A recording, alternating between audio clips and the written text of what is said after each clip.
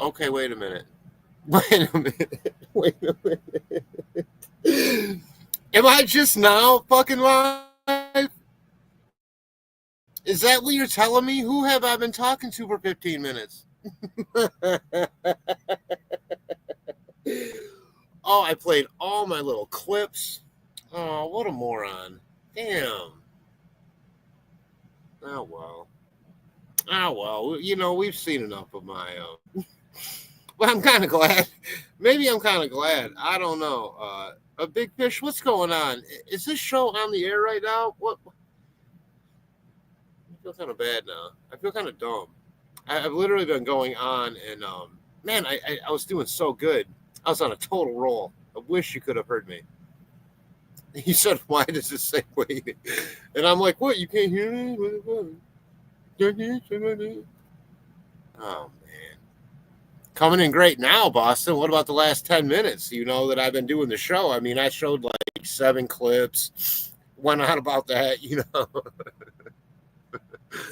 Oh shit. Well, it's been a long week here in Lake Blomy and gone or whatever, and I don't know what to say about it. I don't always know what I'm doing with this box, but it's always been a mystery to me. But I'm glad you guys are here now. And Miranda, great. Excellent. Glad. Farmer Drunk Turkey Show is featuring the case of Timmy Dees soon. He was the son of Barb Hall. I know it. What time are they coming on? Oh, can I try to? Oh, that's hot. I just made some fresh coffee. Made some fresh. I sound like I'm from Fargo all of a sudden. Oh, yeah. Looks like murder. Hey, Luis. How are you tonight? I hope you guys are doing good tonight. I went on with this whole. I probably played seriously 4 clips of some of my best moments. I went on about how hot I have gotten over the last few years. I'm kind of glad that you guys actually missed the first part of the show. It was quite ridiculous, to be honest with you. Oh, good. Well, I recommend eating it if you get a hold of it. Okay, Boston. Hope you ain't been snipe hunting again. Good to see you too, Miranda. Good to see you too. Good to see everybody. I was as I was saying before I was actually on the air. I've had a really good feedback on my last live, which was called "Synchronicity: A Pizza Boy's Story," about ending up in a on a bit part in a movie called Pizza Delivery, a movie. It was a pretty fun story to tell. It was a true story, and Luis, I think everybody is doing good. Maybe I don't want to speak for you guys, but I'm doing pretty good, I guess. I mean, no real complaints. I mean, I don't have any like terrible diseases. The bills are paid right now. Getting a little close on the phone bill, but you know, you can always manage $50 somewhere. Um, 8:30 or 9, is that right, Miranda? Okay, well, you know me. I'm known for my incredibly short lives, so I'm sure I'll be off the air by then. If not, uh, maybe they should consider having me on their panel to discuss that case. I went on to Cryptex's show and discussed that case with Barbara Hall in the chat while we did that, and I thought it was quite a good live, And I would say, no offense to the drunk turkey guys, but maybe you ought to try mixing up that panel a little bit, guys, and getting somebody on there that can spice it up a little bit. I feel kind of like you guys are coming out of a coma half the time. No offense.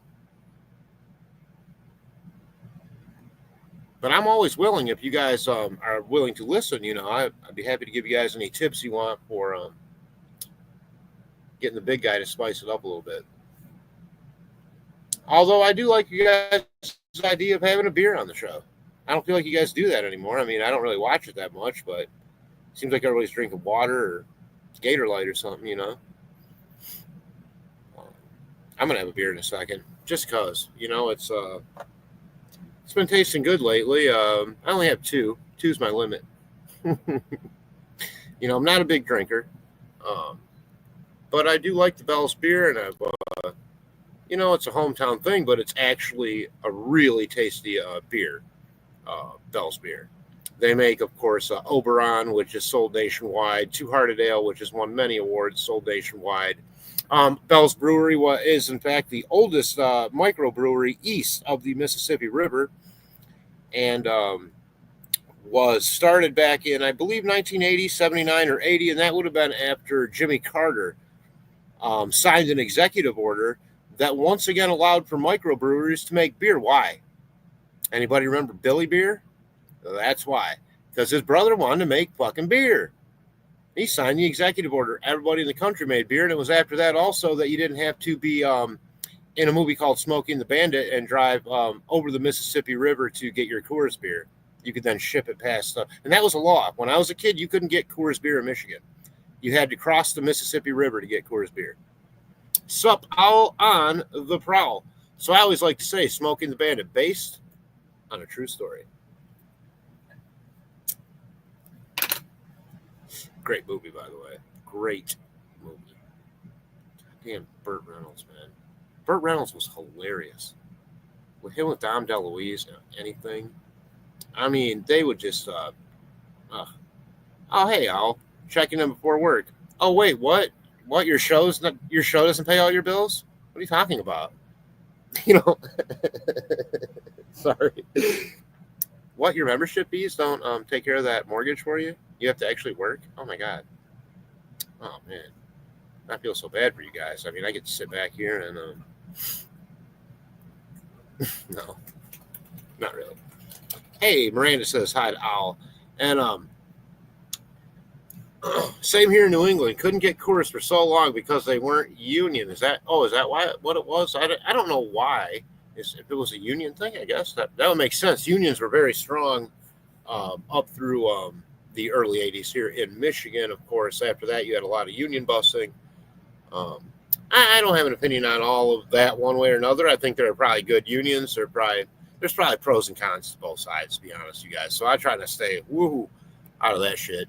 I've seen up here in Michigan when I was a kid, I've seen plenty of barbecues and family reunions go real fucking wrong real quick when someone's crossing that picket line. Now, I'm going to feed my kids, not on my picket line. Boom, bam, pow,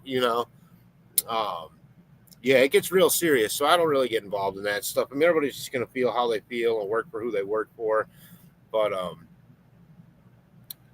I think, anything that goes to serve for good, hardworking people to not be taken advantage of is a good thing. Is that always what's going on with those dudes? I doubt it. Some of that shit's being misused. You know it, and I know it. And they still haven't found Hoffa.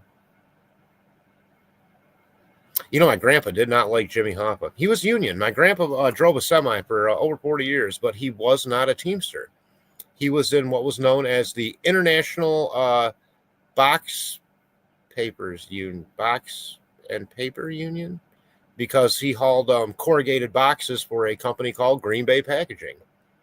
They had something called the Kalamazoo Container Division, and that was where Green Bay Packaging's local trucks would haul out of, and that's where my grandpa worked after hauling fruit locally in the 40s and 50s until his retirement. But anyways, he couldn't stand. He saw Hoffa speak once in the 60s, and he said, my grandpa didn't like people that went on and talked a lot. He would say things like, wise men speak few words. Derek, I can't hear you over your own voice. But, he was great. My grandpa and I were so very close, and my grandma also, and my mom and my sister, and we were all very close. And my stepdad, he was part of it all. It's one big happy family until everyone started kicking the friggin' bucket. You know what I'm saying? It's not their fault. Everybody got old. What are you going to do? It's going to happen to us someday too, guys. Miranda says, in general, she does support unions. To not join unions too where they work. Yeah. I mean, they see that here in Michigan when they put in that right to I think it's called right to work or something. That effectively blocks any unions, unfortunately, even if people do want them. Seems to be like one way or another. Yeah, I'm totally for a body being for the working folks of whatever corporation we're talking about as a buffer to. I'm not against, but as a defensive measure to aggressive company tactics that can result in lowered wages and lowered benefits over time. Because as we know, companies will always shortchange whoever they can, including customers and workers, and they'll automate,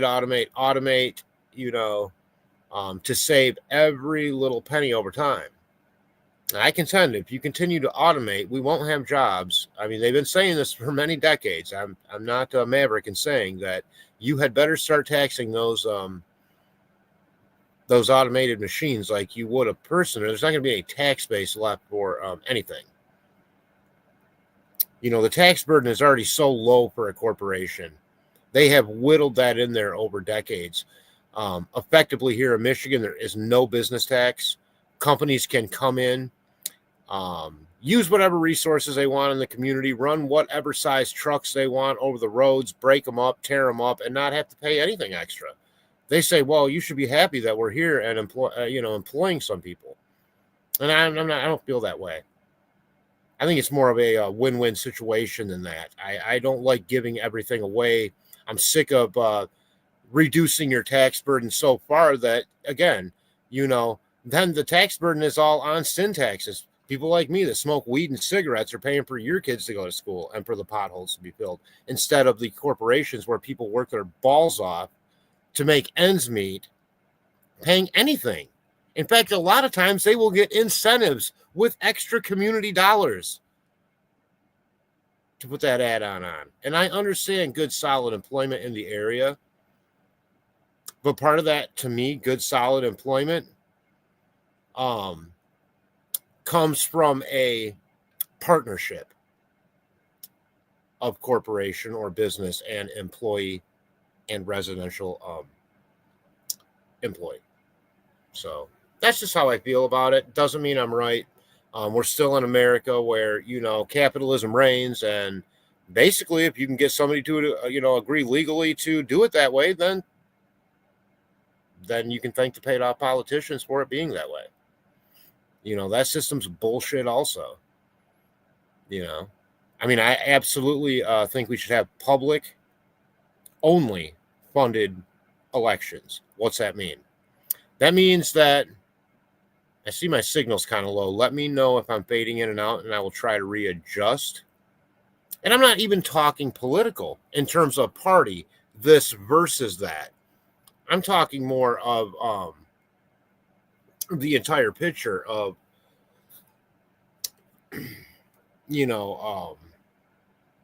hey, big fish, small pond, good to see you back. I'm now live on the air instead of it saying waiting. Thanks for telling me that. I would have gone on, and I'd still be talking to no one right now if Big Fish hadn't let me know that I was talking to no one. I was doing a good show, though. I guess I was just doing it for me. That's fine. But I want you guys to watch. Timmy D's show's on. For anybody wanting to switch over to watch the Timmy D's show on the Drunk Turkey Show, rather, featuring the disappearance of Timmy D's and his wonderful mother, Barbara Hall. Not going to be irritated whatsoever, you guys. I'm not bringing the light to anyone's cold case the way that Drunk Turkey is right now. So it's going to be no hard feelings. In fact, I just have some goofy story about how I led a police raid after my friend's house was burglarized because of the pizza business, much like last night's synchronicity story. I thought I might come up with another one, totally true account, verifiable, through the Kalamazoo Police Department. So one day I was working at Papa John's, and I was in fact running Papa John's, the campus store at this moment in time. And my best friend at the time was working with me. He was sort of in between. He's always going to school, or he would be just trying out something. He sold furniture for a while, or worked. Now he has a great job at a cake corporation. I won't mention his name or where he works, but he's doing well. But this is probably about 20, maybe about 20 years ago. And well, Big Fish, it is going to be recorded. It is going to be recorded, so you can always come back and listen. It's a pretty funny story. It's pretty only because I pushed it where people actually, because the Kalamazoo Police Department doesn't care. So we had, of course, at Papa John's, we had caller ID. It was tied into our point of sale system known as the profit system there. And once someone would call in, you'd pick up the phone, the caller ID would come in and automatically load up their address, their last order, so forth, whatever personal information you may need to take their order for. You pick up a pickup order delivery. A day previous to this, now let me back up. My friend lived, you guys know where I lived on Jefferson. Anybody that's been with me for a while, at least over a year or so, would have seen my house or a show for my last house, whatever. My friend's mom is the one that sold me that house. She was selling, and he even did real estate for a while. And he only lived 2 blocks away, him and his wife, so it was pretty kismet, and, for 20 years in the neighborhood, living 2 blocks away from your best friend and his family. And of course, I'm close with them too. And it was so wonderful. Anyway, so he comes to work one day and he goes, man, my house got broken into. They put all my shit into the Herbie Kirby garbage thing, with the wheels, and rolled it down the road. I said, really? They put it all in the Herbie Kirby and rolled. I said, that's pretty inventive. Hell, even if one of them got tired, they could even get into the Herbie Kirby also, and they could wheel each other around wherever they're going. So, I thought that was the end of the story, of course. Hey, Eli, welcome to our chat. Everybody here starts out with 100% respect. It is up to you to whittle that away, which no one's done around here yet, pretty much so far. Everyone's still at that 100% level, and I love having everybody here. So, yeah, my friend had said, look, they broke into my house last night. They put my, VCR. Okay, we're talking a few years ago. Stereo equipment, whatever, my checkbook, my telephone, my, cell phone at the time, which I think was of that company Nextel, if you remember, those annoying contractor types that would, breaker that shit every time you're trying to order food in the drive-thru. Inconsiderately. So, dicks. Anyways, the phone rings. Nextel, yeah, right, Eli. Nextel.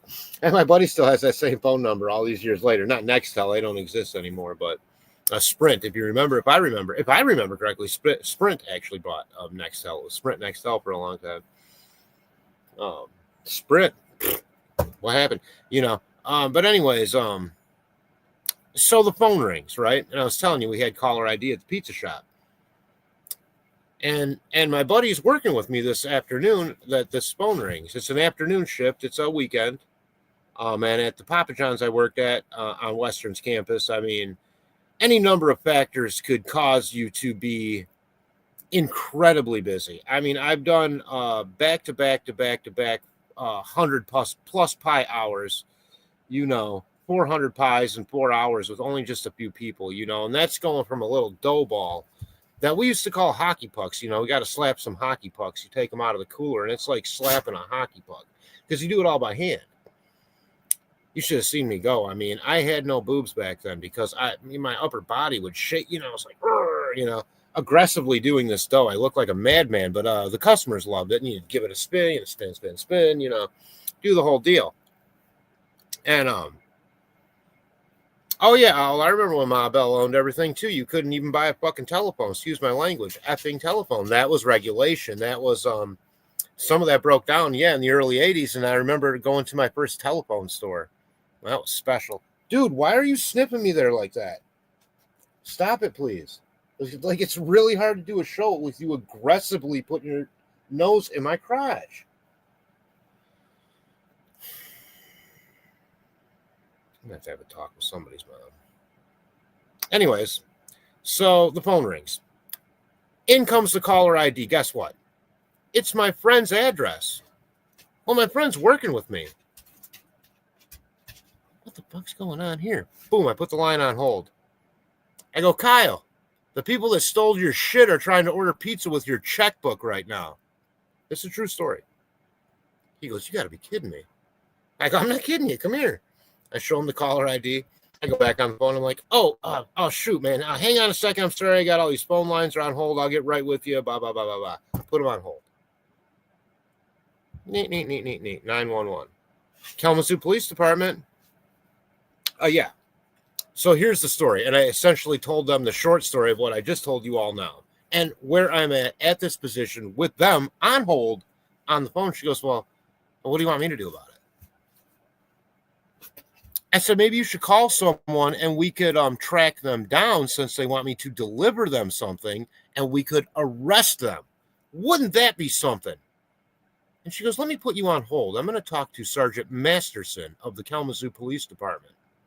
Remember, I always bring receipts. So the North Street Fire Department, in Kalamazoo, back in the 80s, they did something where they screwed over all the fire department workers and turned all the cops into firemen also to save money.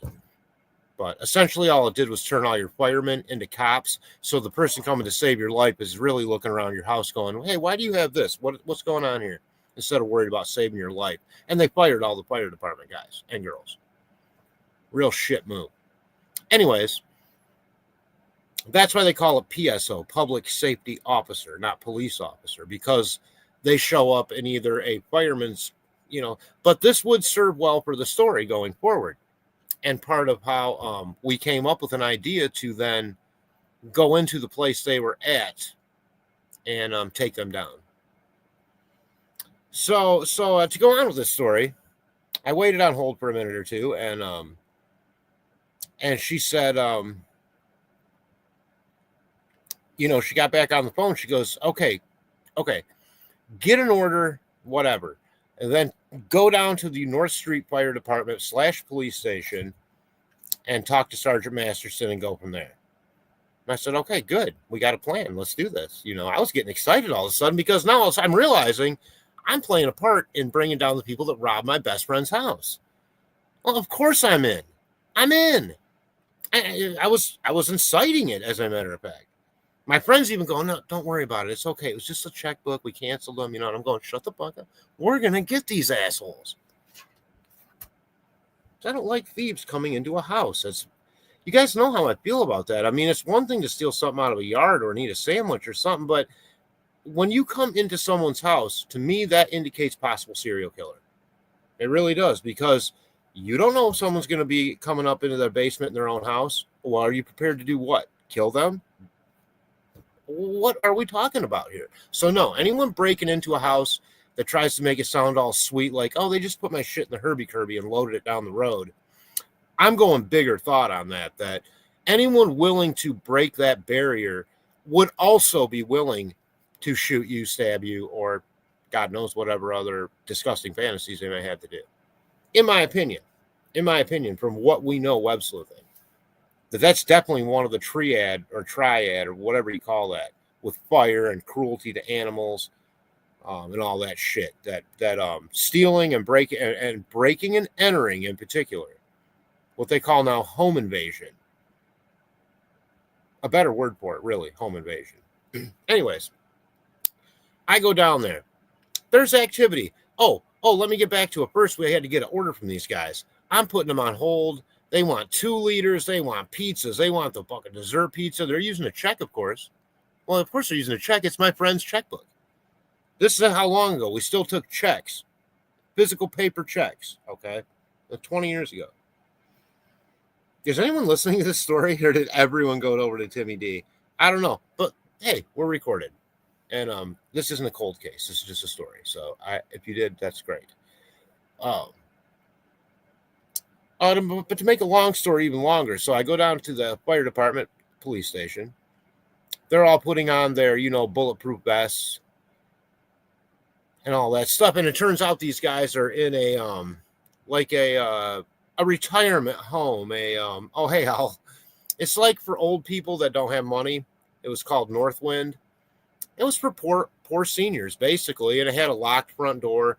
Well, these guys were not seniors. I mean, these are like late teens, early 20s, dudes, like 3 of them. And I can tell on the phone they ain't seniors. They're bugging somebody's grandma to let them stay there or some shit. And so they wanted me to come upstairs. Or no, they wanted to meet me downstairs. Well, that's perfect. That avoids any kind of hallway situation. You get to keep it right at the front door. So for my safety, that's great. Now, Sergeant Masterson said, all right, here's what you're going to do. They ordered pop. He goes, you're going to give them the pizza. Okay, you're going to forget the pop in the car. After you give them the pizza, you're going to say, oh, shit, I need to walk back to my car, grab your, 2 liters of Pepsi or Coke product, and just bring that right back to you. Sorry about that. I forgot it in my car. In the meantime, we'll be right behind you in the fire trucks, because at that place is old people. And people are always having heart attacks and strokes, and we go in there all the time under health emergencies. But underneath our fire coats are going to be our police uniforms and our flak jackets, and we're going to take them down. How is that? That's a pretty good story, isn't it? And that's exactly what happened. And I said, all right, guys, I'm ready. I'm going to be going in first. Where's my bulletproof? You guys are all putting on your bulletproof. And they go, no. You don't get a bulletproof jacket. I go, but I'm going in first, Sergeant. He goes, take your ass down the road and go do your job. You don't need a flak jacket. We're not going to let anything happen to you. I said, all right, fine. I just like to be dramatic, But I did say that. And so anyways, it worked completely as planned.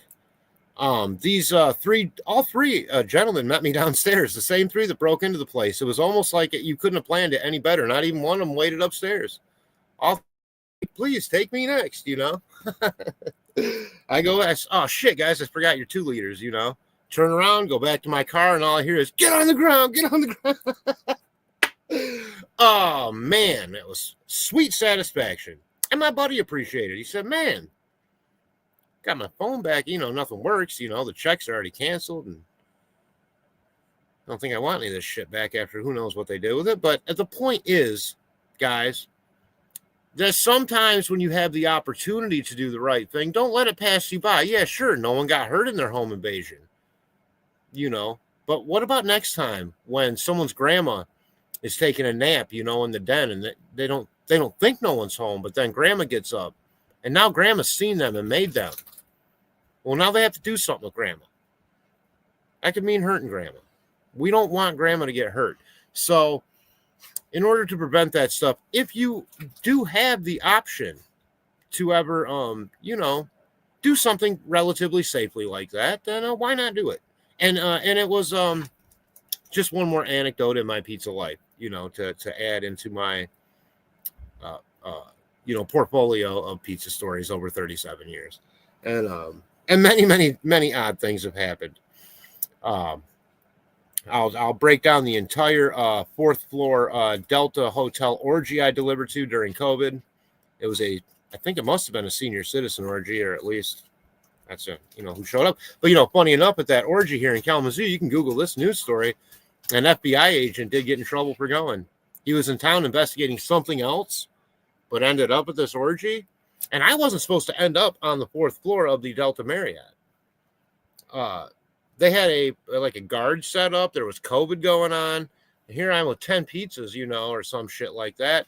I just get in the elevator and go up there where this thing's go. And they go, how the hell did you get up here? I said, I took the elevator. And then I look around, and it's like right at the beginning, I got my mask on, and no one has a mask on. All of a sudden I start smelling, weird smells, and glitter is everywhere, oil. It was like that scene from The Shining, at the end when he goes room to room in the big scary hotel and there's like 2 bears blowing each other. That's what it felt like when I went up there. It was real scary. And people were like trying to grab me and reach out, and like they're naked and elderly. It's fucking freaky. I had to make them laugh a little bit, But that's a true story also. I didn't even know that kind of stuff went on. I didn't know you could rent out a whole room. And I just remember, I came down and I go, you better pay that crew double for having to clean up there tomorrow. And the girl at the counter goes, we have no idea what's going on up there. We're not allowed to go up there. And I'm like, oh, how the hell did I even get up there? Secret Agent Pizza Man. Anyways, hey Carol, nice to see you here. My dog is still, yeah, you guys know I still haven't done anything. It's not my done anything about it yet, you know. I mean, you know, he does seem to go into fits. I mean, most of the day he was fine. I didn't work today. I played hooky, I guess. I shouldn't have, but I'll get back to it tomorrow. Um, I would like to give a shout out to the big box store Dunham's, my choice for big box gun dealer counter, as the Crossman snub nose 357 that I bought there jammed up, and I couldn't find my receipt, and it's past warranty, but I took it back anyways because I'm pretty charming, and they didn't give me a new one, but you know what? They dicked around with it long enough and stuck a tool in the nose of it, or whatever you want to say, and there were 2 or 3 pellets that had just smashed completely together in the barrel of it. It gives quite a wallop for a pellet gun, and they're lead, you know, the pellets, and they had smashed into each other in the barrel of the nose, and they cleared that out for me, and it works great now. So although I didn't get to switch it in for something else, I do have a working snake and mouse defender for inside my RV, because I find the 9mm is inappropriate indoors. One of the best movies ever. Wait, which one? Which one? Did I say it or did someone else? I'm going back now. One of the best movies. I forgot. I get going so much sometimes I kind of forget even what I'm talking about.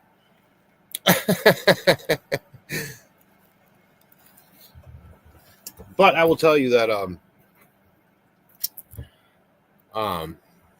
there are a lot of experiences like that over 37 years. I really wish I would have written down a lot more of them. Different ones in Alaska. You know, I mean, the place I worked in Alaska, I got the job for taking the guy's place because he went into, The Shining. Oh, excellent movie.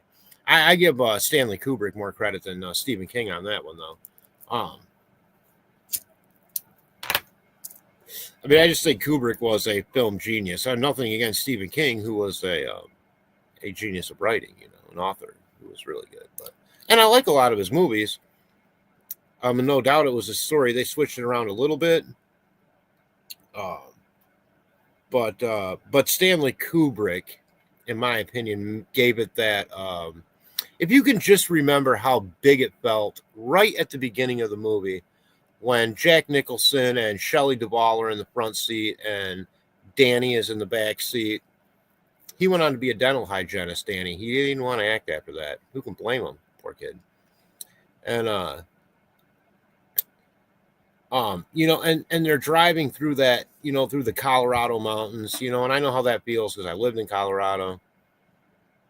In fact, they say it was that hotel, the Overlook Hotel, that's in Colorado, but I do believe that there's some kind of tie-in to one of the hotels in Colorado, in like Steamboat Springs or something like that. But whether it was all filmed right there, I think Oregon, I thought, was something. So I don't know if it's just a name correlation or what, or if they just did some scenes there, or maybe they did the outside scenes there and the indoor scenes at this other place. And maybe that's what it was. Because in Colorado, maybe it was wintertime or something. You know, and at the end, they had to film. I mean, I'm pretty sure that was real snow. Or at whatever hotel they were at was a real hotel, the Overlook Hotel. Yeah, it was directed well. And that's one of those movies that, like, and I don't usually like horror movies, but because of I think the acting, honestly, and that Stanley Kubrick, he makes it so creepy. The most disturbing scene to me, of course, in that is when poor Scatman Crothers takes the axe to the gut, and you could almost feel it, like, boo, you know, and it's just like, oh, my favorite character, you know, he's in that little snow, he looks like a turtle, you know, he's driving the snowcat up the mountain, and he finally gets there to save the kid, and boom, Jack gives him the axe. Yes, a bitch. There are some anomalous parts.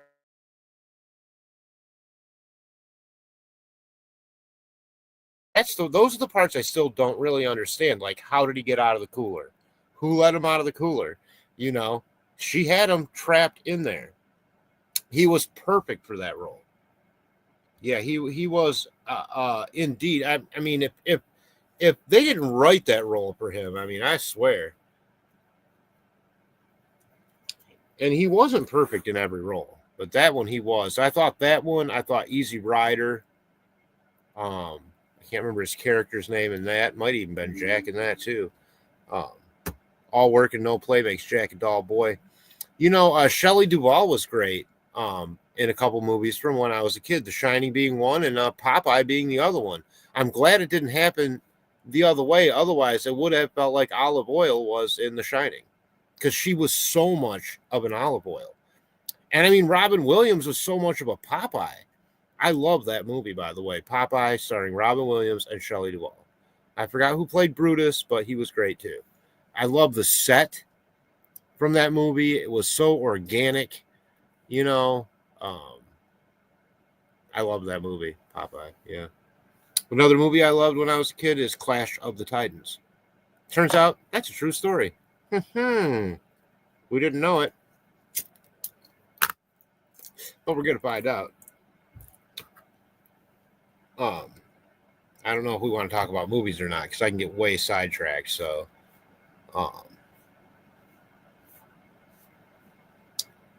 yeah. Oh, you guys are so nice. There's like three of you stuck with me. How sweet. Well, I wanted to tell the story of, I like to get these stories out because I didn't ever write them down either. So for me, being able to tell my UFO or my mom's UFO story, or, this dumb police raid story, they're all worthy. They're fun. They're fun, and in order to remember them in perpetuity, then I feel like doing it this way will sort of seal it in for me. Maybe.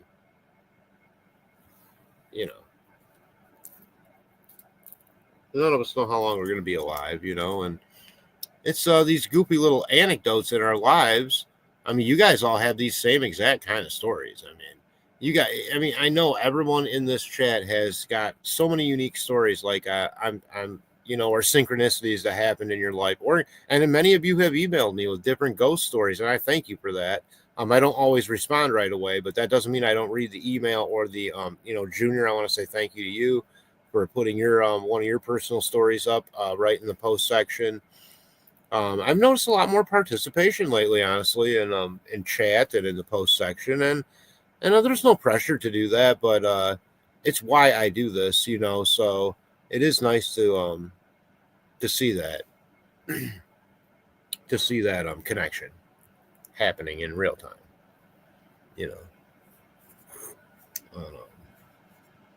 It makes it it gets again, yesterday I was saying, or the other day, that I'm kind of a people person, that I'm finding that out. And I work a job with an app and nobody, so I don't have a crew anymore that I work with. I'm not in my town anymore, at my house where I was at for 25 years. And, when you're at the same place, you guys will know this. We've been in the same place a long time. People just show up because, you just always have been there. And so over the years, when you get used to the sort of routine of your house becoming everyone's house. And that's how my house was, a lot of Thanksgivings with my friends and some family, but a lot of barbecues. I wouldn't say a lot of parties. I really only threw one party in my whole life, by the way. And we made invitations, me and my buddy Kyle. You'll hear me talk about Kyle a lot. He doesn't watch the show. I'm convinced of that. He's very busy. Has his own creative projects going on. He's in a band called White Grandma.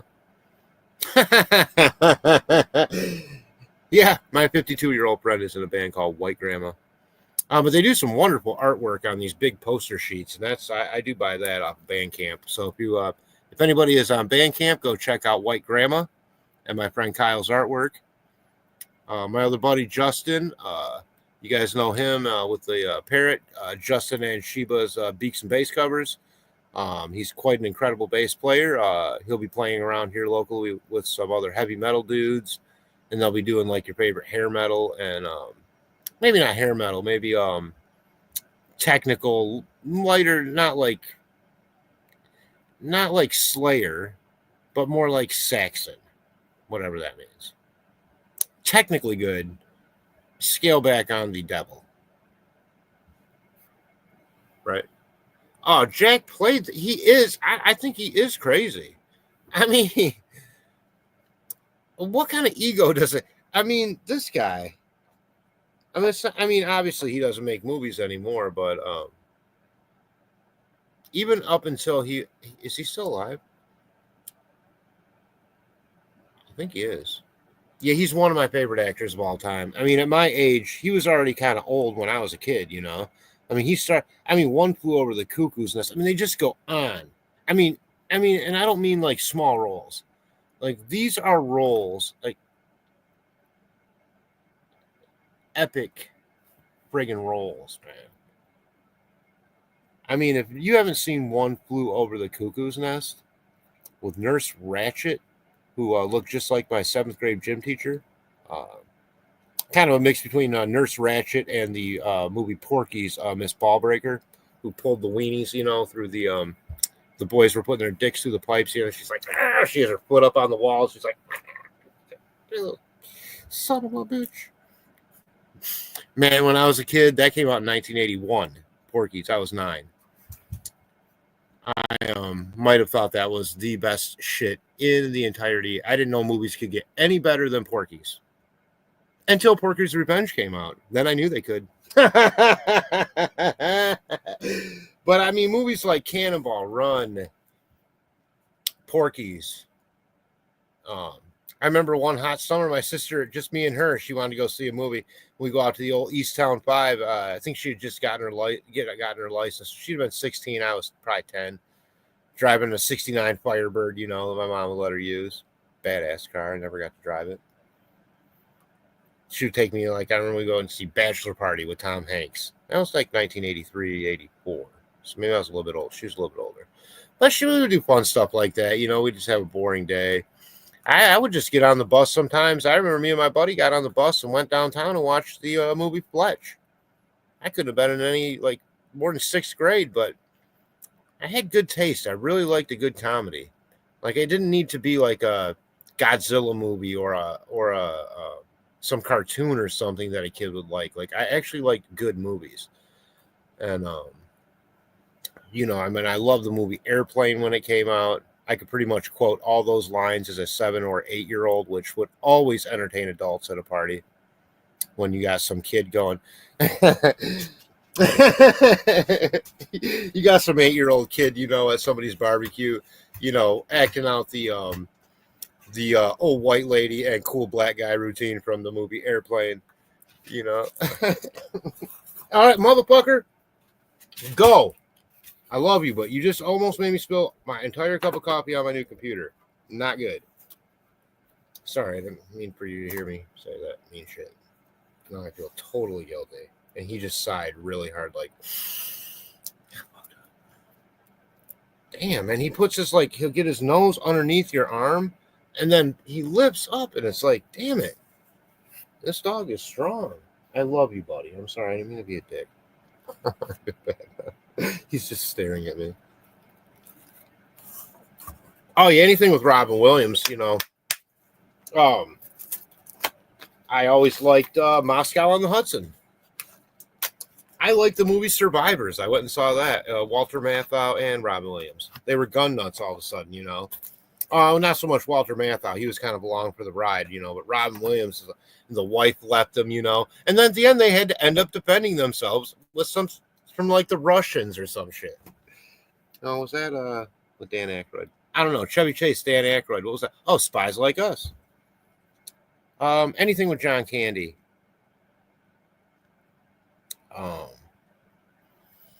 Yeah, for me, the slapstick comedy started and stopped with the Airplane movies. I never got into the Naked Gun series. It was just like at that point to me, like I don't think anything could top the first and second Airplane, and I love that second Airplane movie. I did, I really did. It was way goofier. Yeah, I was a little bit old for Missed Out Fire, but I have rewatched it since. It's a good movie. It's great. How about is that no, not that one. What's the one he plays the gay dad? Birdcage. Is that Robin Williams? I know it's the other actual gay guy. Harvey Firestein or Fireside or something like that. I really did like that movie. I thought it was pretty funny. But Robin Williams was so talented, not just with comedies, but really, man, he can make you fucking cry if he wanted to. He made me cry. Yeah, Good Morning Vietnam was funny, but sometimes it wasn't funny. Great. Yeah, The Birdcage.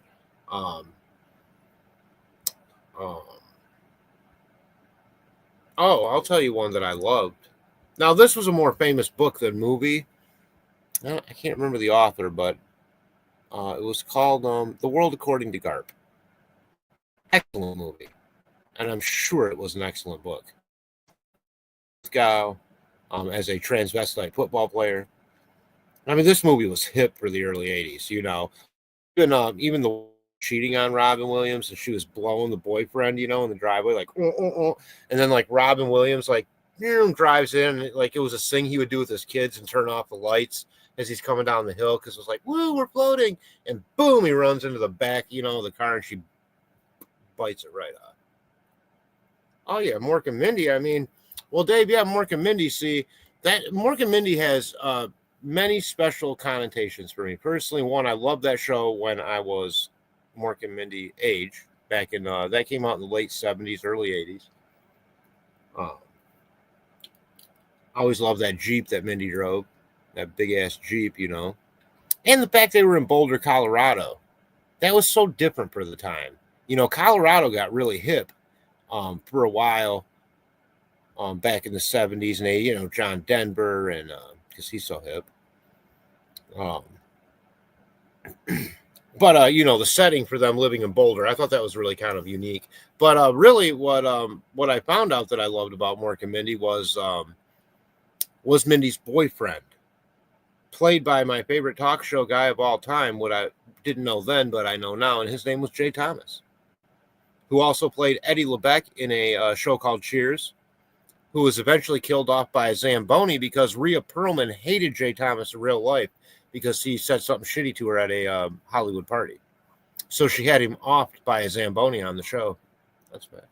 Jay used to tell that story on a show. Jay Thomas was a storyteller. He did a show on Sirius before he died early of cancer, unfortunately. It was really unfortunate. But he did Fridays. He had a show on Howard's channel, Howard Stern's channel, not with Howard, but Howard has two channels, or did, back when Sirius Radio first started. And on one, he'd play his show, and on the other, at first, which I loved, he opened it up to other people to do shows that he found good, And Jay Thomas was one of Howard's heroes because Jay actually had been broadcasting before Howard. He was a notable broadcaster on the radio in California before he landed the role as Mindy's boyfriend. As a matter of fact, his very first Hollywood role, he would go on to be in Mr. Holland's Opus and definitely other movies, Jay Thomas. But my God, the show that he did on Sirius XM was just brilliant. Ira the Weatherman, this old defunct weatherman,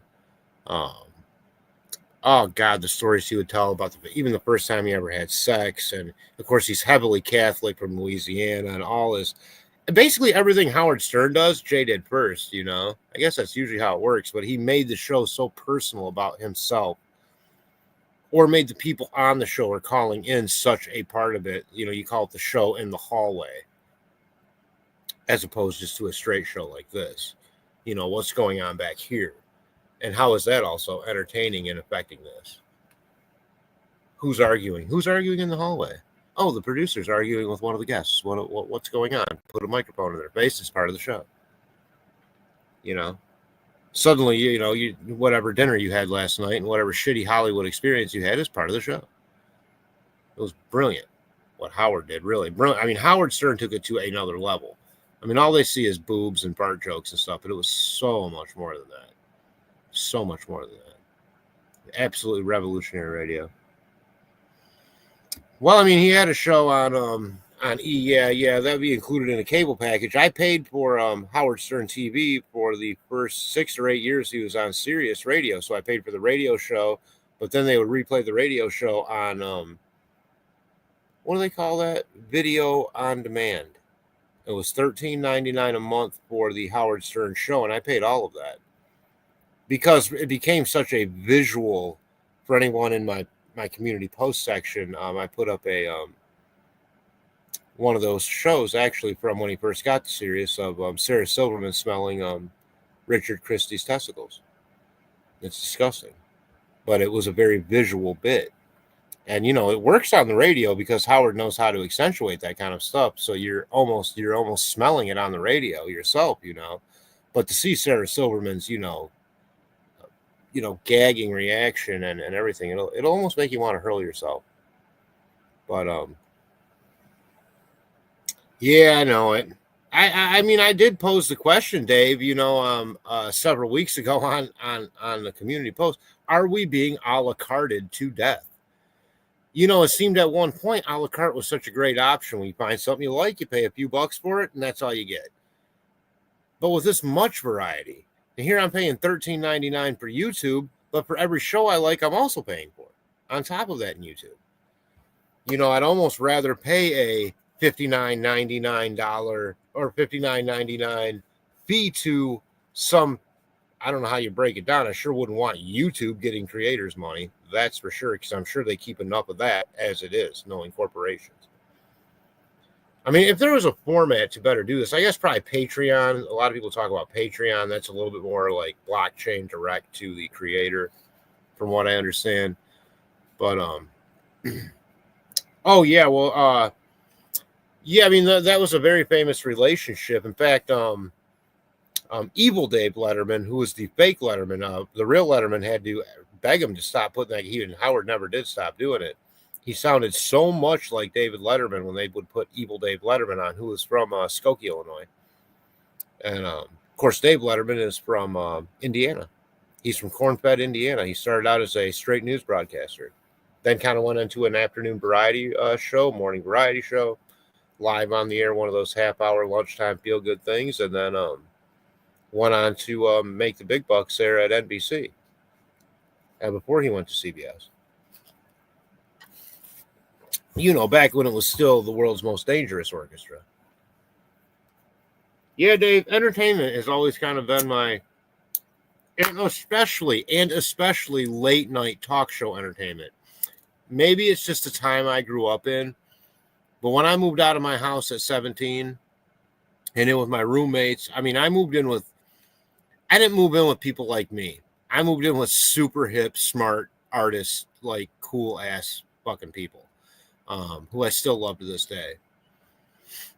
And they were all smarter than me.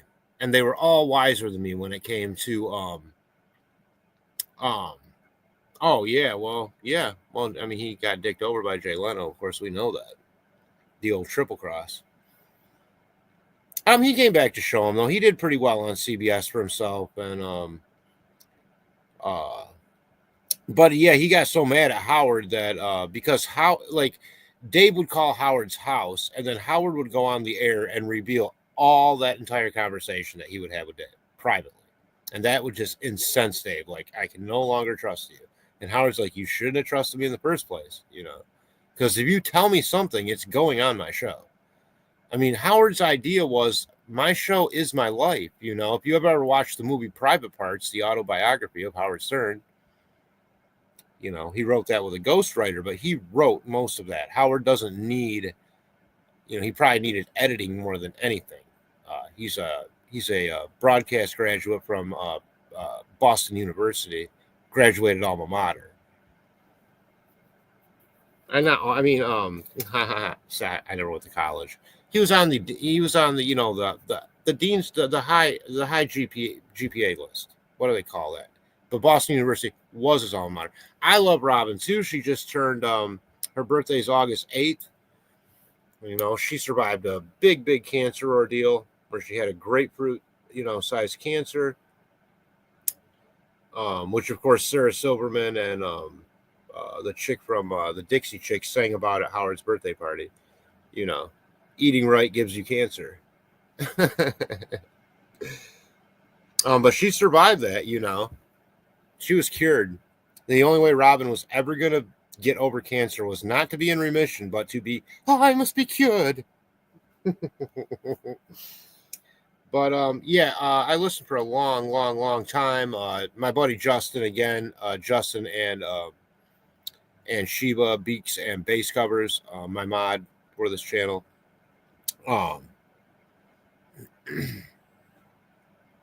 Oh, I bet he did, Boston. Oh, God, I would have loved to have seen those. Like, we had a couple goofy, even as a kid, I enjoyed a goofy weatherman. Same with George Eliot. He would just be the goofiest, do the dumbest shit. And my stepdad would be like, hey, he's a queer. Goddamn queer. But I thought he was hilarious. This local weatherman. But I can only imagine that David Letterman as a local on the local news would have just been brilliant. Oh, no, he wouldn't have been. No, she was absolutely his muse. I mean, he could have done something. He could have done anything in broadcasting. He had a flair, but he didn't have a natural voice for it. And he wasn't willing to learn that voice. He just wanted to be himself. That was revolutionary. The fact that he syndicated a morning comedy show was never done before. People can talk about this, Bob and Tom and Dick and Joe and all these other dickbags who have done it since, but Howard was the first to syndicate a morning comedy show, to stop playing music. He stopped playing records on the morning music show. Morning Drive is supposed to be like Led Zeppelin and like some fart sounds, but he turned it into so much more. He made it his. And then he went on to become the biggest, most popular broadcaster in the history of radio. And certainly make more money than most have in any form of media, let alone radio. Now, he calls himself the king of all media. Why? Because he had a #1 book twice on the New York Times best-selling #1 book called Private Parts. He had a #1 movie. He had the #1 movie soundtrack. He had the #1 show in America. So, yes, he's the king of all media. When you can be across the board #1 in every form of media, and everyone's talking about you for years and years and years on end, of course, he became what he started out hating. He became that Hollywood elite. And that's when, the fart joke stopped and the serious interviews. Keep in mind, he's had sitting presidents on. Joe Biden went on his show as a sitting president. Hillary Clinton went on after she ran for president, after she lost to Trump, but she still went on, and she regretted not going on while she was running against Trump because it could have been just enough to get her over the top. But Howard does that to people. He's not in a gotcha moment in that situation. He is truly an incredible interviewer. Yeah, he's a great interviewer. Oh, they tried, but he almost let it. I think it tore him up pretty bad, especially to be betrayed by employers. That part I get. He'd make some corporation or channel a bunch of money, and they'd end up throwing his ass under the bus. You're, FCC wants your ass. You're out. They wouldn't stand up for him until.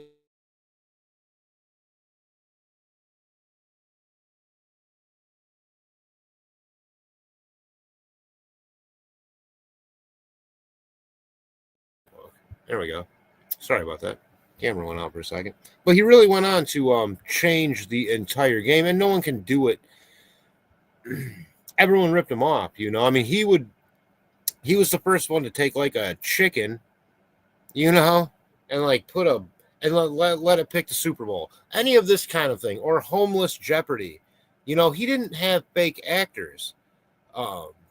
Yeah, but that was never a war owl. I mean, Don Imus was your standard rip-up. He just was popular with people before Howard. and they stuck with him. I mean, he brought nothing to talk radio like Howard did. Certainly not comedy, uh, unless he had a comedian on. Howard didn't need to have a comedian on. I mean, keep in mind, you have Howard talk the guy off of a bridge from jumping on live radio. He had so many. A serial killer called the show. I mean, he had so many experiences. The fights in the studio over the years, the literal fights that would happen, or the craziness. I mean, the level of talent that, and they'd be so scared to go on, and they should have been, because he would do something like someone who thought way too much of themselves, like a Bob Eubank talk show, game show host Bob Eubank, dickbag, Mr. Hollywood Bob Eubank. Well, he brings him in and he acts like he's the king of the world. So he gets a farter, someone who can fart on command, and sets him right next to him and just rips ass the entire time, making Eubank about barf, and just keeps talking to him as if this guy's not just ripping ass to him the entire time.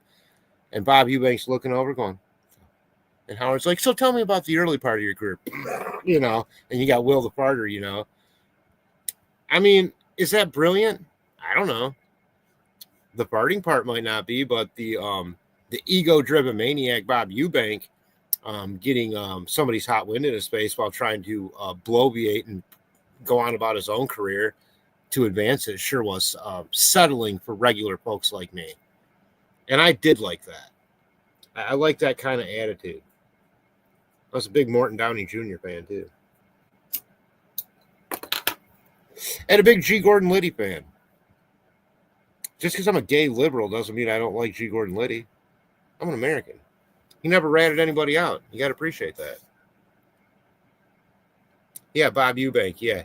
Yeah, the only thing he ever offered was AIDS jokes and date rape, probably. I mean, the guy was a total pig. I mean, how many times can you crack up that hard by saying the word whoopee? Well, Jane, where's the most difficult place you've ever made whoopee? In the butt, Bob.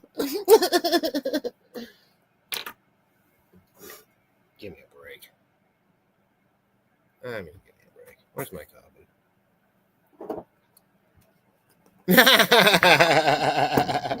Thanks, all. Was that before or after that comment?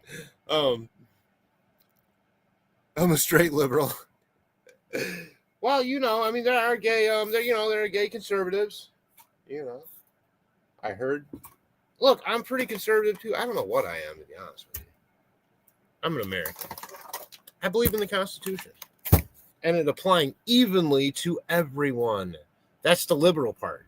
So you can't pick and choose with the Constitution. It must apply 100% evenly to everyone across the board. That's the only way that document works. My opinion. No one needs special rights if you're doing it the right way. Not even us gays. We don't need any special rights. We just need the same rights everyone else has. Right? I mean, I don't know how I feel about getting into the foray about some of that more political shit. Look, for as liberal as I am, I mean, I'm all for trans rights. But if I had a daughter,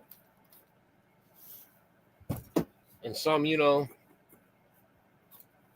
all of a sudden,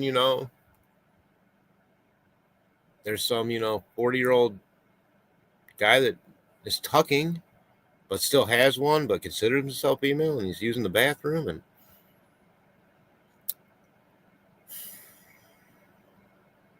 I don't like that. I wouldn't like that. I understand why people get weirded out by that kind of stuff. Now, I make the case. I make the case for unisex bathrooms. One single stall that you lock. Then no one has to give a shit what you do in there or who you are, because there's no one else in there with you. But I know that costs extra money, so. And not every place has money to invest in individual bathrooms. But for God's sakes, I mean, I cannot stand going to like a stadium. I'm already pee shy. And at like a Wing Stadium, the trough was in the middle of the floor. You got guys facing each other peeing. I can't make pee come out like that. Oh, hey, but hey, good show, huh? How about this monster truck rally? Can you give me a little wipe over there? I'm dangling in the moisture. Disgusting.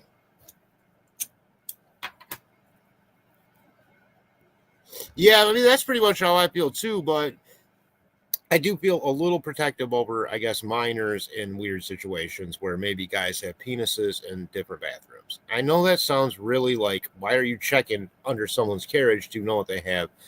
But I mean, if you go through the operation and you have the parts, well, then you got the parts. You're a female.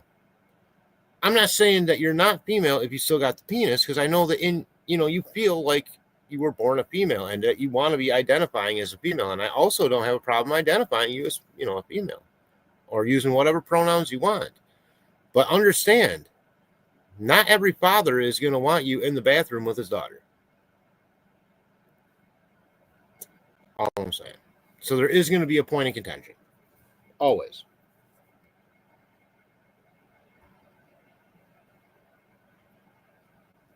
No, you're right. And about the girls' bathroom, those at least have individual stalls. I think. I don't go in them, but I'm assuming girls don't pee in a trough. That'd be pretty fucking wild. I'm sorry. That'd be wild, man. Oh, man. Yeah, we ain't getting out of here no quicker, Dave. Like you said. I mean, alive. Yeah, we're all going to go wherever we go. But at the same time, we do enough of these shows. I don't think there's a bunch of trans people out there like committing all these crazy crimes. I really don't. I really think it comes down to self-identification. But it does, once you make that rule, say it's okay to have the other private part, and you can go into that, it does sort of muddy the waters a bit and does leave some room for bad actors. Unfortunately, we know we do have those out there. But again, people should be paying attention to the public restroom if they have children, no matter if it's boys, girls, whatever. I can tell you that my mom took me into the female bathroom as a boy until I was about 4 or 5 years old. And then if I had to go, because I didn't have a dad for those years, once I had my stepdad, if he was with us, of course, he would take me into the boys' room. But even after that, she would wait outside that door and she'd be like, if anyone talks to you, scream as loud as you can. Mom will come running in. Like, I knew my mom was out there. She was, and this is back in the 70s before all this weird shit seemed like started, happening. Not saying it wasn't happening, but before it was talked about. They were on top of that. Again, my grandma was a Jehovah's Witness. A lot of times Jehovah's Witnesses focus on the violent tendencies of current humanity. And she was very aware of crazy crimes. I mean, she kept a stack of true crime magazine in her closet like pornography for many years. And if you ever read a Watchtower magazine, boy, world's ending every day.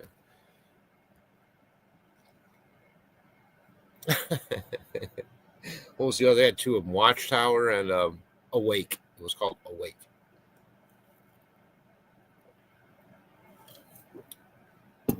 Oh, Dave, you have a great night at work, man.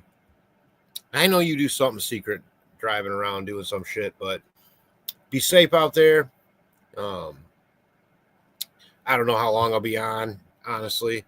Another 5 minutes, another 5 hours. We never know. I do apologize to Timmy's mom, Barbara Hall. I didn't know that she was going to be on tonight. It was kind of hard to cut my broadcast after starting a half hour. I can't just. It's like going to the. It's like once you start going. You can't. You can't stop.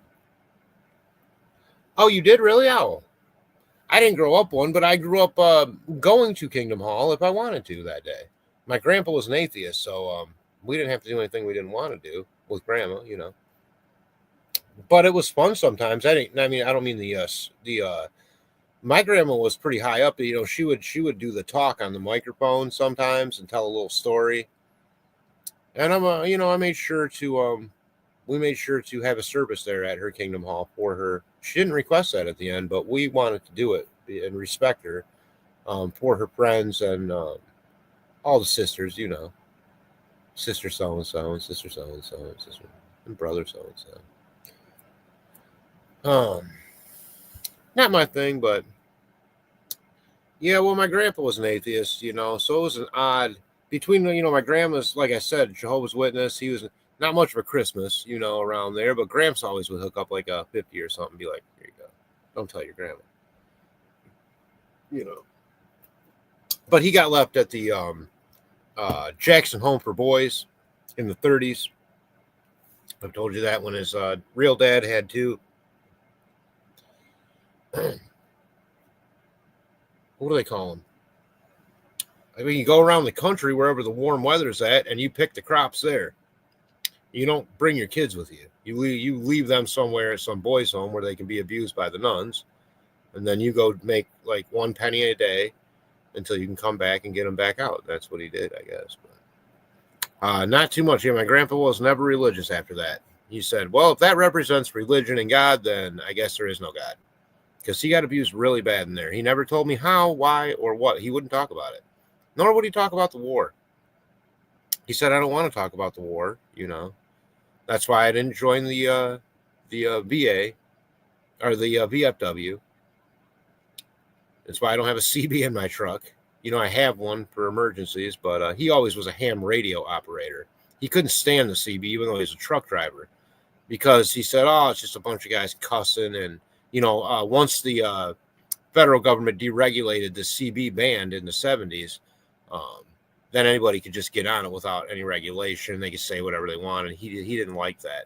He liked there to be licensing levels, and he studied really hard in ham radio. He was really good at Morse code, and he was able to teach other people.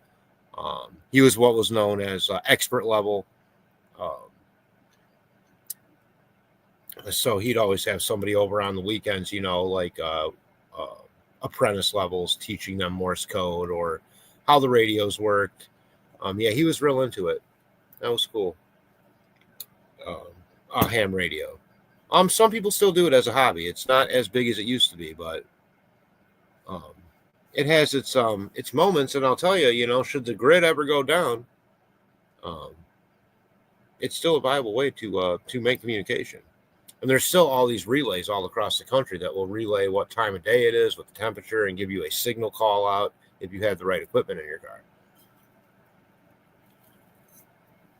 Oh, okay. Well, guys, that's about all I got for tonight. We'll keep it kind of short at an hour. Not that I'm watching the time. I just kind of feel like I ran out of steam a little bit. Probably going to fire up the grill, make some sausages, add to that cholesterol problem I'm sure I have. Actually, I've never had a cholesterol problem. I've never had any kind of health problems, really, besides when ticks bite me. Want to say thank you to Owl on the Prowl, Dave, Danger Dave, who I consider a friend of the channel. I want to say good night to Boston Christian, another friend of the channel. Love having Boston here. Want to say thanks earlier for stopping in to, let's see, who do we got here? Oh, of course, we had Big Fish in here for a minute. She went over to the Drunk Turkey guys. Sure, Carol. Want to say hi, Carol. Thanks for stopping in. Eli, thanks for stopping in and laughing at the Nextel line. Appreciate that. To anyone, Miranda, of course. Love seeing Miranda. And to any of the regulars that weren't here tonight, the Hiawathas and the Mustangs and anybody else. We miss seeing you, but no big deal, guys. We'll see you around. I do enough of these now if I can at least broadcast. I can't stay away. So we'll try to come back with something exciting for next time. Have a great night. Again, this is the Derek Farmer Network. This has been your host, Derek Farmer, broadcasting live from the mountaintop in the swamp. You guys have a great night. Take care of yourselves. Take care of each other, and we will see you next time.